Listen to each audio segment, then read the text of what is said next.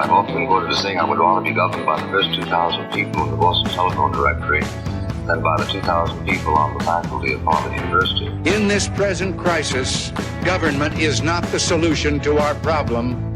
Government is the problem. They share our beliefs, our convictions, our hopes, and our dreams. These are the conservatives of the heart. They are our people. Join the best in the movement. It's Conservative Conversations with ISI, educating for liberty since 1953. Welcome back. You're listening to Conservative Conversations with Johnny, James, and Marlo. Today we will be interviewing our new National Director of Student Programs and co-host of this podcast, Marlo Safi. Hi, everyone. Thanks so much for joining us, Marlo. We're so glad to have you on the show and in the office with us. As you know, we always kick off the show with a listener question, so let's get right to it. This week, Ted asks, who is your favorite founding father? Marlo? So I'll go with an obscure one and say Robert Morris because he served in the Pennsylvania legislature and I am from Pennsylvania. I will go with a non-obscure founding father. And this week it will be John Adams for the only reason, well, there are many reasons, but for the main reason that I'm watching the HBO miniseries on John Adams, which is actually excellent. It was produced in 2008.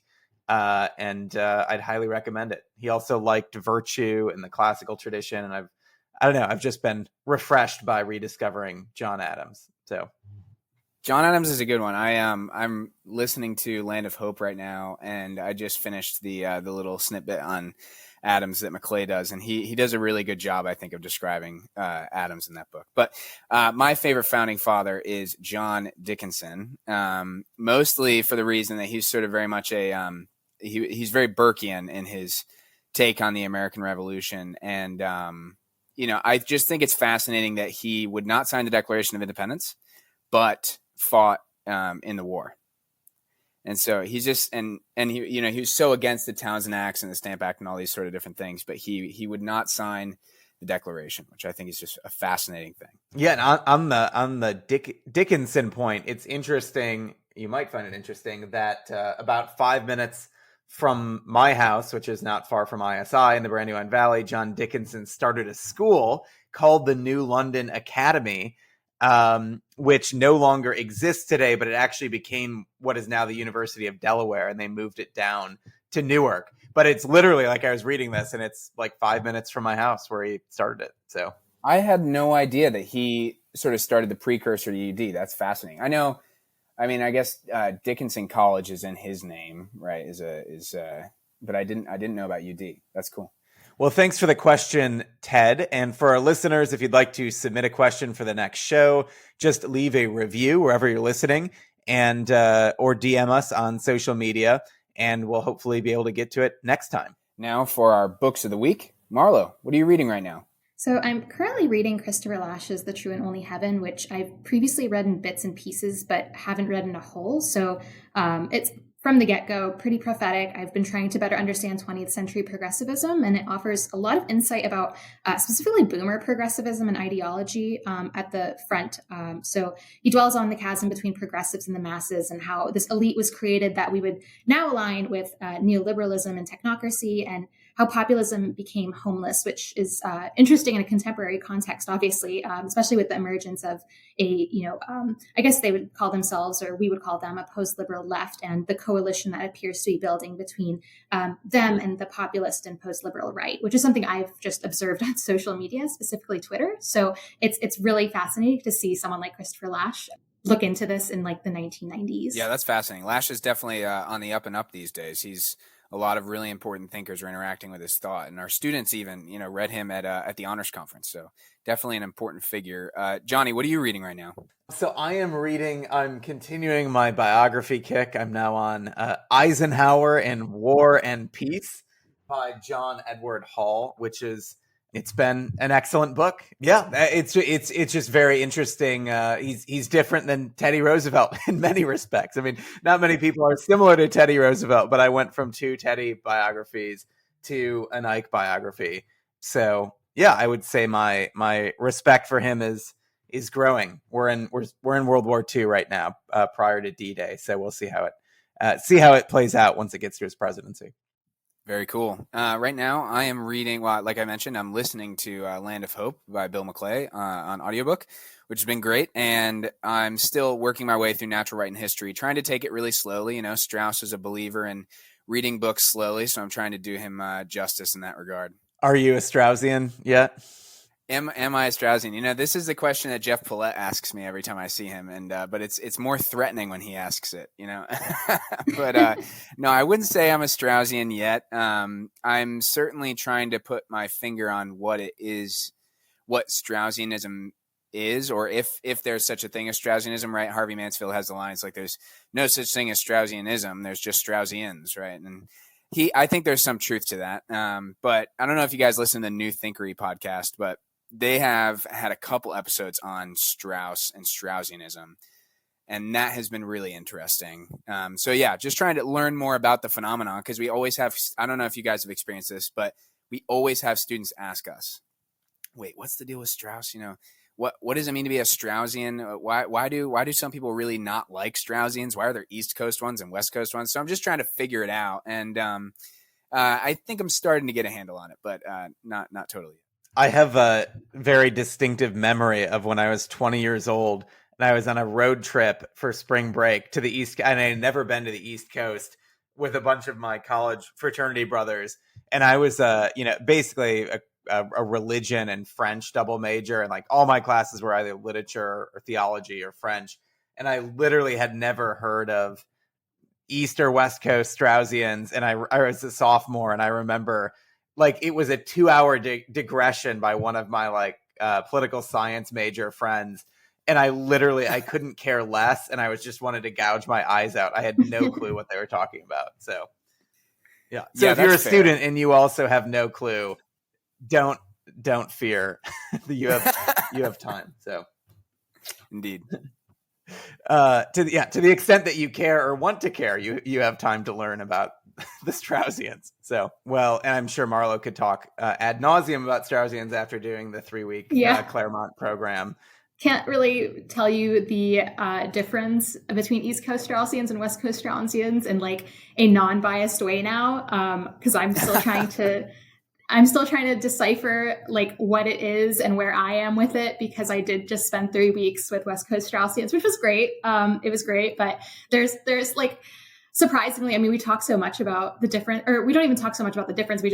There's this reference to East Coast and West Coast Straussians, and it's so nebulous in a sense, but I rarely find here's the Wikipedia page describing to you what it is, which there should be one, because for students, even for adults in their, who have been through all of these different programs and have kind of heard it in passing, there needs to be a more here's the definition for each of these things. Because if you're a student and don't quite understand it yet, you have time to learn.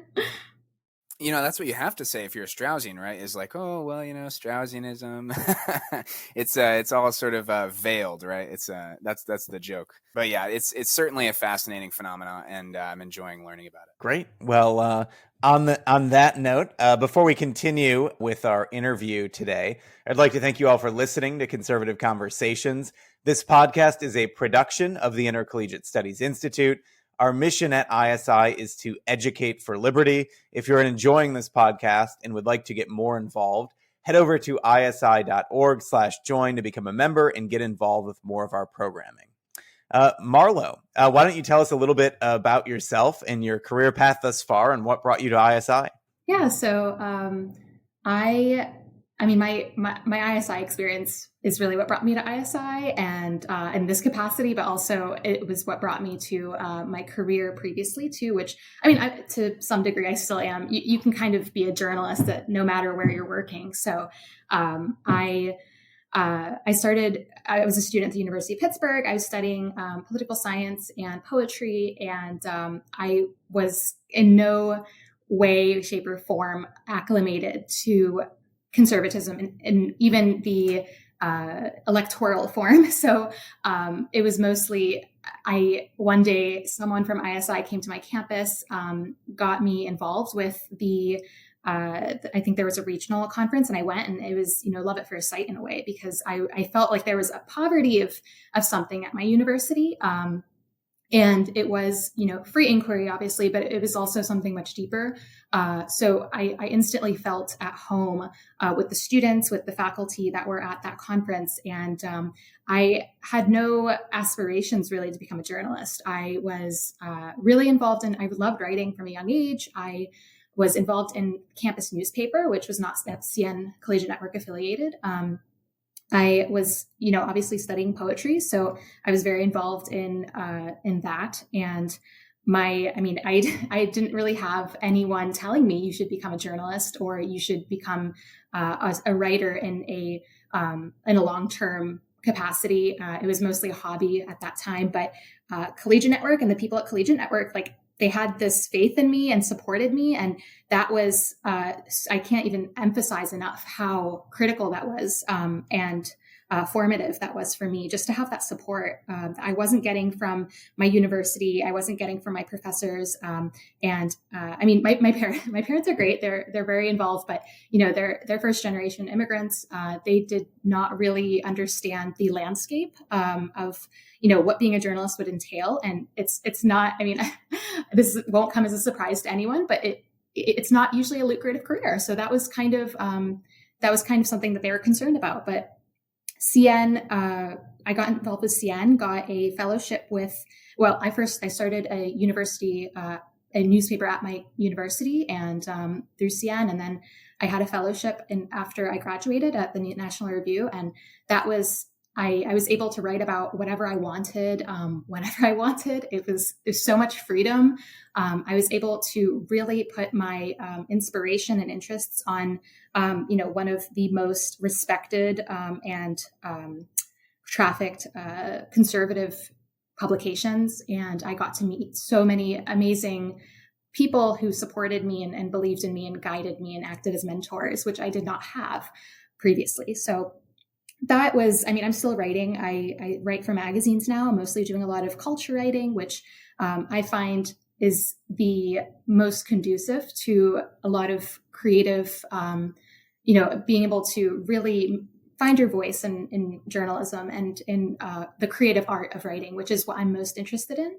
So, and I've been indebted to ISI since I found it. So, when the opportunity came up that I could rejoin and really, try to find students like me who want something more than what they're being offered at campus or feel that they cannot reach their ambitions quite like their peers can, who perhaps are, they jive better with the more progressive ambiance, I guess we'll say, that they now have that alternative. And I want nothing more than to say to these students, we are here for you. We support you. We have the resources that can equip you with the tools that can lead you to this intellectual depth that perhaps there is a poverty of at your university. And also we want to help you in whatever career track you choose, especially if you want to be an academic, because obviously that is so important to our mission. Even professors that I met through both ISI and the kind of the few that I met at my campus made an impression on me in ways that I am indebted to them over. So I think that being part of the ISI mission it kind of came full circle for me. And I'm really excited for the next year because there's so many new programs that I wish I had access to a few years ago that I'm so excited that this next generation has access to and will have access to. Marlo, you mentioned the Collegiate Network, which we've talked about a little bit on the podcast, but I wonder if you could give our listeners a broad overview of what the CN is, how they might be able to get involved, what programs you found particularly helpful. I know you mentioned starting a paper. If you could talk a little bit about that. Yeah, so Collegiate Network is, if you're a budding writer, a budding journalist, if you're interested in opinions writing, reporting, or if it's something that you like to do on the side, basically the Collegiate Network will support you in funding a campus newspaper, helping you Collegiate Network will host these editors conferences where you can learn from the best in journalism about how to get your paper running, how to make it successful, how to do all the back end operation stuff that maybe if you're new to journalism that you wouldn't have realized goes into it. And it can be daunting, but Collegiate Network really, they set it up for you. You have to, and it's so much fun just learning and meeting all of these, really ambitious writers and journalists from across the country, from all these different campuses. And they basically give you the resources to start that paper at your campus, which if there's just a campus daily paper, obviously they might not be reporting on things that represent what's actually happening on campus or even in the local campus community, which was the case in at my university. So that was Collegiate Network's a really good resource for that. And and now we have Daniel McCarthy. Obviously, he is going to be behind the Collegiate Network and running it, and he's an immensely talented writer. He's going to be. I'm so excited to see the direction that CN takes because of him. So. And then obviously there's the fellowship and internship programs. So I did both actually. I did an internship at Campus Reform when I was a sophomore in college, I believe. And that really was kind of an introductory opportunity to learn about how to be a journalist. And, there's a little bit of hand holding in that, but largely you get a lot of freedom, at least where I was at. And I've heard that from a lot of people who did internships at various other, affiliated newspapers. So, there's a lot of opportunities there, a lot of different newspapers in Washington, D.C., in New York City. There's regional papers as well. And there's the fellowship program, which was especially important for me. I did National Review. There's a lot of other, newspapers, whether you want to do reporting or op-ed writing, the options are there for you. And so there's a lot of opportunities. And there's also the editors conference where you can meet all of the students who are running campus newspapers. Marlo, a question about, getting involved, especially writing on your campus and reporting. You had mentioned, there's typically the campus daily papers, which are more probably, the culture is probably more just connected to the more, mainstream kind of liberal perspective on campus. And then you can start your own paper and sort of build a new institution. But you actually did both. You were an editor at the Campus Daily, but also started your own paper, which I think is remarkable that you held those two things in balance. Can you maybe, if you're a student thinking about which way do I go, I don't know, what kind of advice might you have for them? And when do you know, hey, it's time that I actually need to start my own thing as opposed to just trying to exist within the mainstream paper? Yeah. So I think for me personally, this might not be the case for everyone. So I don't necessarily endorse doing this, but I found working at my Campus Daily, the non-CN affiliated one, the one that's just it's a campus print newspaper that is run obviously daily, but I found that extremely beneficial for my personal growth and writing because I was the token conservative there. But it's almost, it's an experiment in tolerance in a way to see how your peers who clearly disagree with you, but who kind of have to get along with you in a sense. I was by no means a firebrand or anything. I was pretty reasonable by the standard, but it was really a good experience for me because I give them credit. They are working until 2 a.m. and a lot of the Collegiate Network papers who do put out dailies, they do the same thing, working till 2 a.m., making sure that there's never an empty section in the newspaper the next day, making sure everything's going to print, making sure that you are wrangling all of your writers.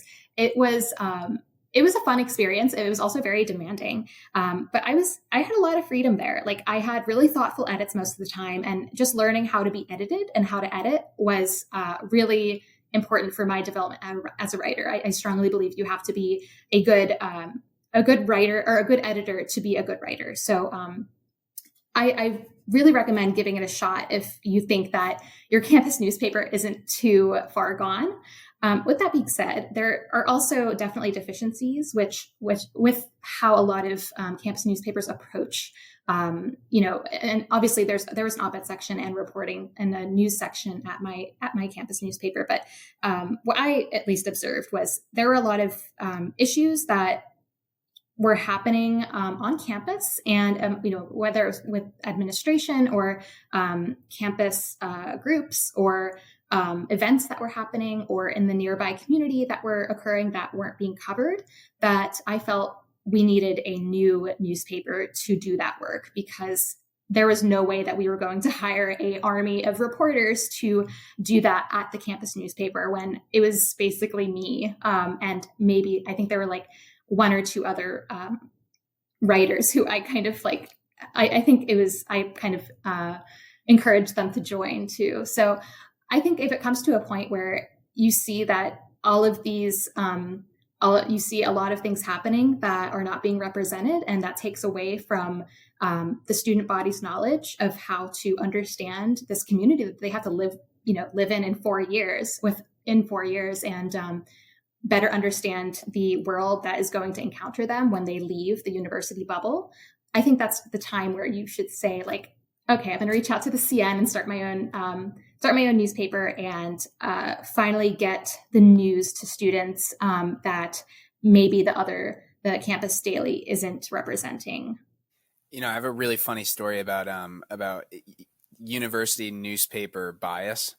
You mentioned, being the token conservative and them treating you pretty nicely. My senior year, I was the news editor of our student newspaper, which was like very small, like only published biweekly, not a real newspaper. It's just like kind of a fun project.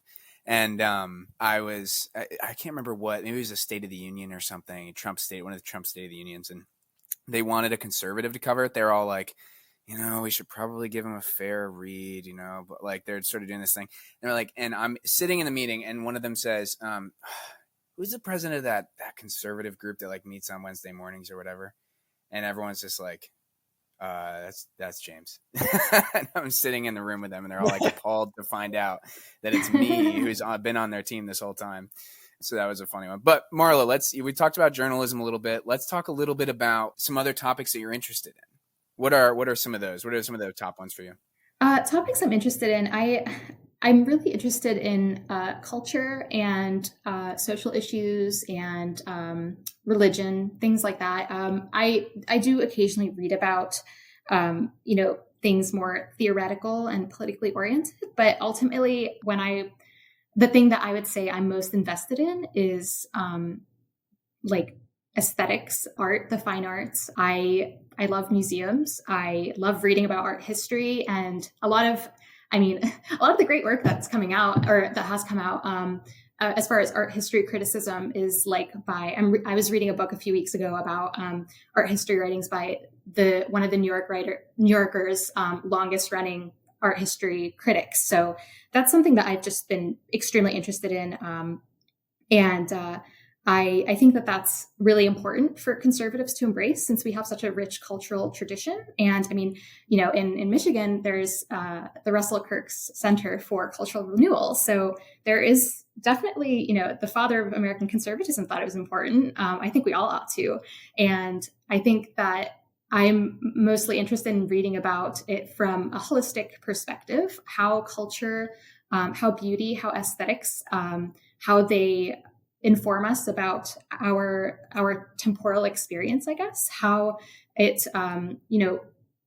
how it informs us about a higher being. I'm Catholic, so beauty is a very real draw for a lot of Catholics. The church, for me personally, I come from the Byzantine tradition, and one of the most rewarding things is walking into church every Sunday and just seeing the gilded church and just feeling so much closer to something, to God, quite frankly. And that's only part of the experience, obviously, but I think these things shouldn't be undermined. So I read a lot about aesthetics and beauty. I read a lot about I read a lot about culture in that sense, in the politicized form. So I'm interested in things like, a culture of life, which I think beauty is intertwined with. And I think that we should be invested in making sure that the next generation especially is interested in these topics and is interested in, creating the next generation of art that will be respected. My goal is to find the next C.S. Lewis. I think that that's something that I've kind of told myself that I'm invested in, and I want to find the next great writer who is going to pass on this tradition and this moral imagination that we saw with so many writers throughout the 20th century. Because I went through a poetry program in college, and I'll be the first to say, like, there isn't a lot of great poetry coming out today. There are great writers, there are great conservative writers, don't get me wrong, but I was not exposed to those until I sought them out. So yeah, I read a lot of poetry. I try to find those writers out there, and my goal is to try and give them a platform and an influence in the culture, because I think that's ultimately going to be very impactful if we're thinking long term.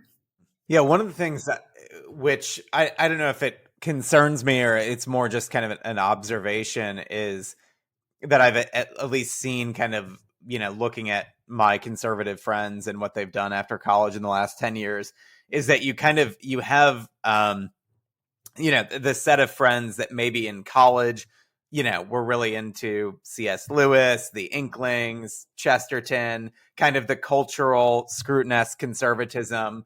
But then the jobs in the conservative movement primarily, not exclusively, have to do with politics, and it pulls you into Washington, and then inevitably it's not that they kind of shed their appreciation for the cultural conservatism and for art and beauty, but their focus becomes myopically political, based on just career incentives and trajectory.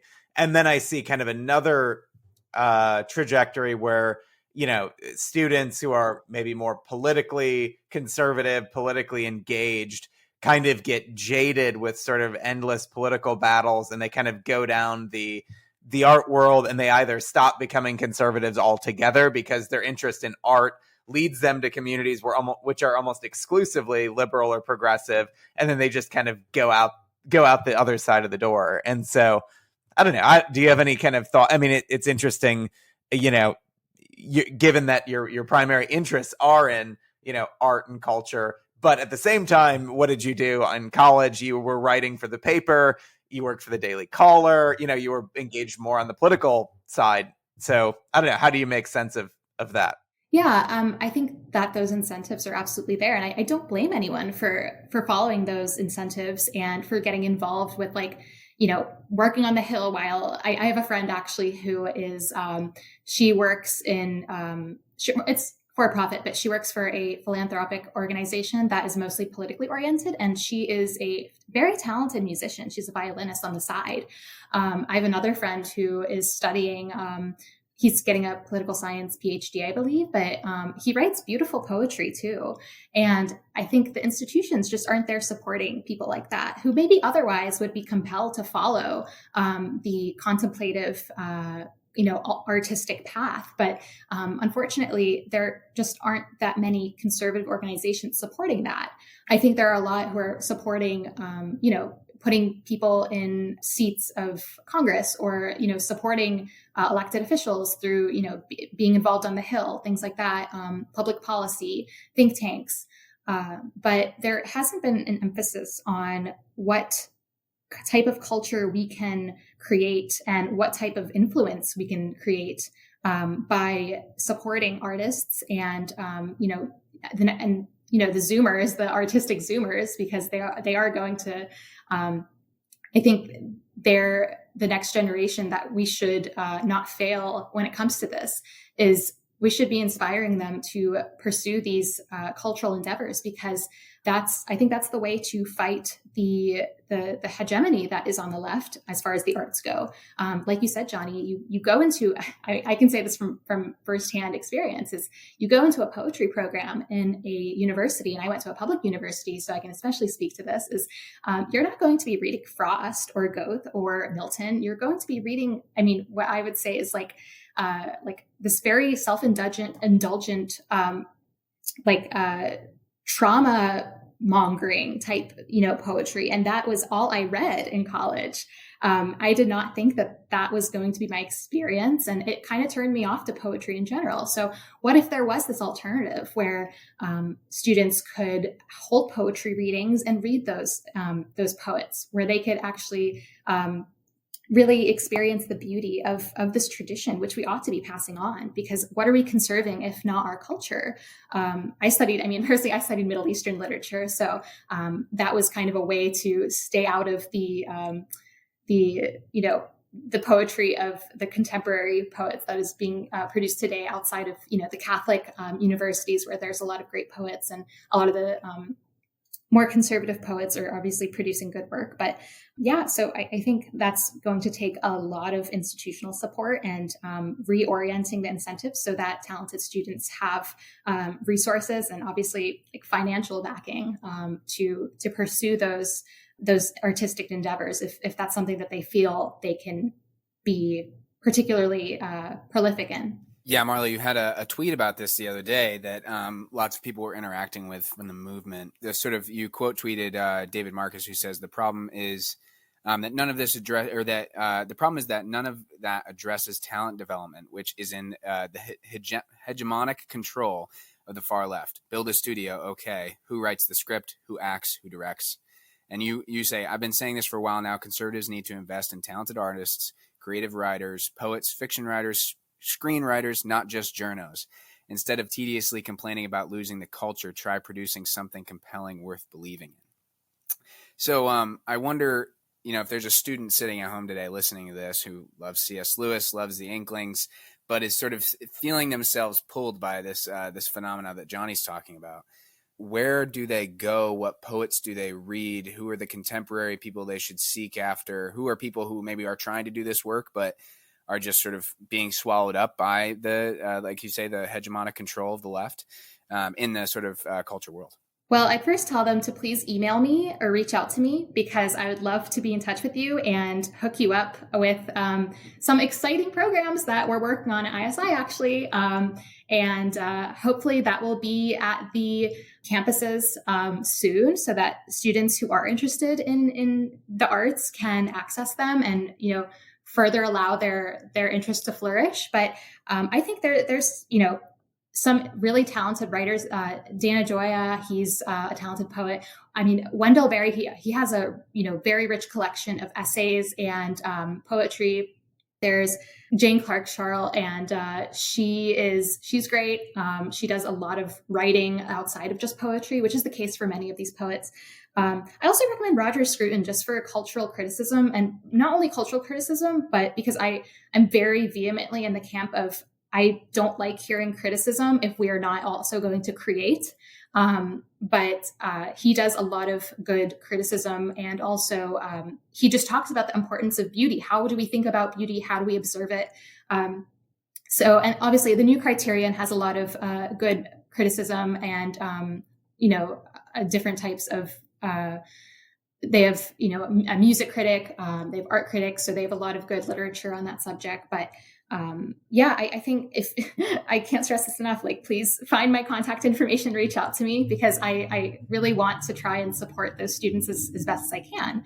Because it's not only important to me. I think it should be important to every conservative because I don't think we should just complain that the culture is being destroyed. Obviously it's harder to create than it is to destroy, but I think we are resource-rich country. We have all of these different tools at our disposal. Why don't we use them? And we know what beauty is. I think you can, I always say that beauty is a populist value because I think if you put a statue of, like Bernini's David in front of two people and one is a university graduate or whatever, and one is someone from just, your average American who perhaps doesn't have a firm intellectual understanding of art history, they're going to know that that's beautiful. And I think that's something that we have to our benefit and we should lean into that. I think that those are some writers that I would recommend just to get kind of started. But there's obviously a very rich, we have a very rich cultural tradition. Western civilization has a very rich cultural tradition. So I would say read everything that you can on art history in the West. That was my class on Western art history, changed my life. So I think that that's also probably a good launch pad if you just, find any book and just devour it. And I think that'll ignite the soul. So that's my advice. That sounds like great advice. And I do think there, will continue to be more opportunities at ISI. I know we're, have a student study guide in the work that can serve as an introduction to a lot of these ideas, a lot of these artists and poets for our campus groups. And even here at ISI's headquarters with the new conference center we're building, we're being very careful when we select the art for that conference center that it's all part of a local and very distinctive school of American art that developed right here in the Brandywine Valley. So I hope we can actually add some programs even in the summer for students where they can kind of encounter a local American tradition of art and understand how that ties into their civic responsibility and their love of country. So absolutely. I always say beauty is a civilizing factor. Like it civilizes us. No society that does not respect its artistic tradition is one that will survive. So if we are not going to build as we see things being destroyed, then I think we're somewhat culpable. So I definitely, if you're inspired to make art, then you are going to be part of the generation that salvages some of what's been lost, I think. So, Marlo, before we get to our final question that we ask all of our guests, I just wanted to ask if there are, 3 to 5 books that have influenced you immensely that you would want ISI students to read. I would want ISI students to read. Well, I would definitely say Russell Kirk's The Roots of American Order. That was, I think that was the most informative for me when I was starting as an ISI student. I still have my copy, actually, that ISI sent me. Other books, I would say definitely Roger Scruton, not just his books on aesthetics, but also his books on conservatism, what it is, the conservative tradition. I'm trying to think of what else I would say. If you want to read more about political economy, personally, I loved reading Wilhelm Roepke. So he's kind of considered the father of the social market economy. And I realize right now there's a lot of criticism coming from, people who kind of oppose the market fundamentalism that has largely characterized conservatism as we knew it. So I think he's a great alternative because he still, he still actually helped Hayek found the Mont Pelerin Society, but he kind of has a midway point between between free market capitalism and socialism. So, and he was also really respectful of, even though he's Protestant, of the Catholic social teaching. So I think Roepke is a great option. What other books do I think? Honestly, I don't know how much traction on the right he's currently got, but someone turned me on to reading Otto von Bismarck and his biographies. I think he's a really good introduction to conservatism in a way, or conservative statesmanship. So I highly recommend reading about Otto von Bismarck and kind of his, he was kind of, I don't know if he coined realpolitik, but we've all heard that word, that phrase. So I think I think his example can be returned to. And I think for anyone interested in international relations or, foreign policy, or even just statesmanship, the idea of what a good statesman is, what a conservative statesman is, I always return to von Bismarck. And other books, I would say, obviously Edmund Burke. He's kind of, I would call him in a way the foundation of what was my flourishing conservatism when I was a student. So Reflections on the Revolution of France, I would say, is you absolutely have to read it. It's what, obviously Russell Kirk drew from Burke. So that's you kind of have to read both because they are kind of peas in a pod. So that's kind of my list of necessary reads. That's great. Thank you. What a wonderful list, Marlo. All right. I think that takes us to our last question, which is it's perhaps a tall order. There's been thousands of panels devoted to the topic, but the question is to you now. You're on the hot seat. What is conservatism? How would you define, what does that term mean to you, and why do you think it's important for our students? Yeah, I think it was Roger Scruton who said that conservatism is an instinct, and I largely believe that as a non-ideologue. I think it's something natural. I think we all feel, unless we try really hard, which is obviously I'm digging into 20th century progressivism. So I'm almost trying to learn what isn't progressivism or what isn't conservatism. And I think it's a righteous ordering of the soul to our, not in a backwards looking nostalgia way, but in a way that is, allows us to, feel that we are on the shoulders of the past and learning from the trial and error of the past. And I think that's critical, and something that the 20th century progressives, tried their darndest to deny and move past. So I think it's an appreciation.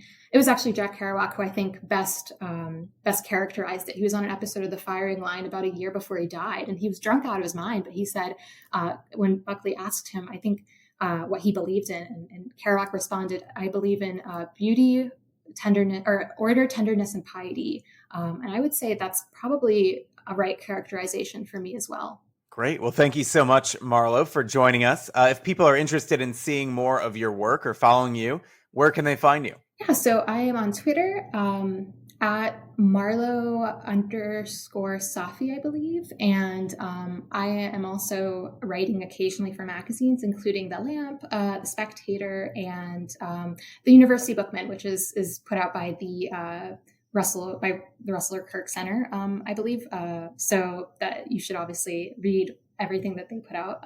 But yeah, that's where you can find me in the near future. Wonderful. Thanks again for joining us, Marlo. Upcoming on Conservative Conversations, you can hear episodes with Michael Knowles and Richard Reich. And thanks for listening to Conservative Conversations with ISI. If you've enjoyed this podcast, please feel free to head over to isi.org/resources to see all that we offer our members, including the Intercollegiate Review, select modern age articles, ISI books, and of course this podcast. Thanks again for listening. Don't forget to rate and review, and we will see you next time on Conservative Conversations with ISI.